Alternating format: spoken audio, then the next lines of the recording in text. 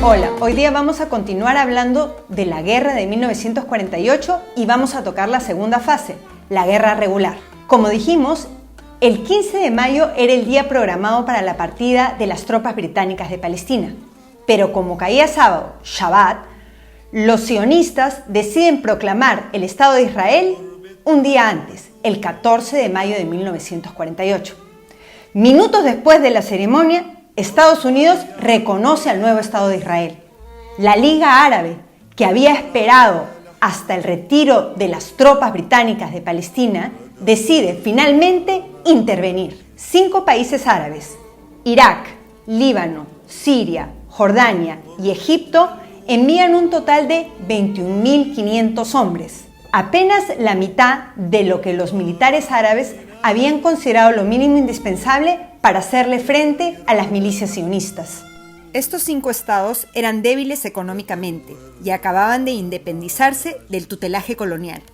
Los árabes no tenían un comando unificado, no estaban bien entrenados, desconfiaban unos de los otros y su intervención en la guerra obedecía más a ambiciones territoriales propias. El único ejército que más o menos estaba en forma era el ejército jordano, comandado por un inglés, Sir John Glubb.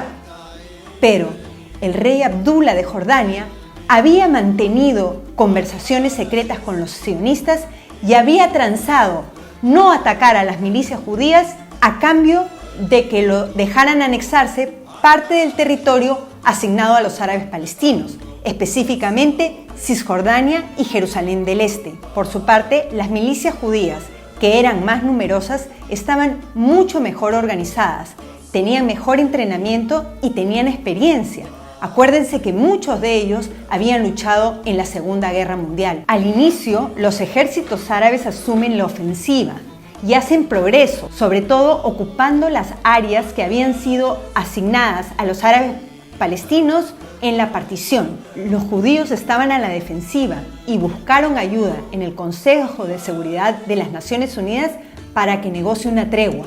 El 11 de junio de 1948, las Naciones Unidas tranza un alto al fuego de 4 semanas. A este momento ya existían 400.000 refugiados árabes, 70% a causa de ataques directos de las milicias judías en poblados árabes o los efectos que estos ataques tuvieron en las aldeas vecinas o por acciones terroristas. Aceptar este cese al fuego fue un error por parte de los árabes, ya que, a pesar de que existía un embargo de armas, Israel aprovecha la tregua para aprovisionarse de armas, sobre todo de Checoslovaquia, que en ese entonces era parte del bloque soviético. Cuando se reanudaron los enfrentamientos el 9 de julio, los judíos se hicieron con una victoria decisiva. El 19 de julio se negocia un segundo alto al fuego.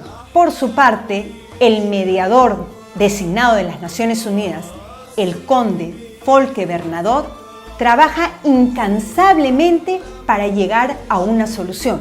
Inspecciona Palestina y ve las aldeas destruidas y la dimensión del problema de los refugiados árabes. En su informe a las Naciones Unidas, aboga por el retorno de estos refugiados a sus hogares y escribe: sería una ofensa contra los principios de la justicia elemental si a estas víctimas inocentes del conflicto se les negara el derecho a regresar a sus hogares mientras los inmigrantes judíos ingresan en Palestina y, de hecho, al menos ofrecen la amenaza de un reemplazo permanente de los refugiados árabes que han estado enraizados en la tierra durante siglos. Bernadotte se opuso a que los sionistas tomaran posesión del Negev, territorio que había sido asignado al Estado judío en la partición. ¿Por qué?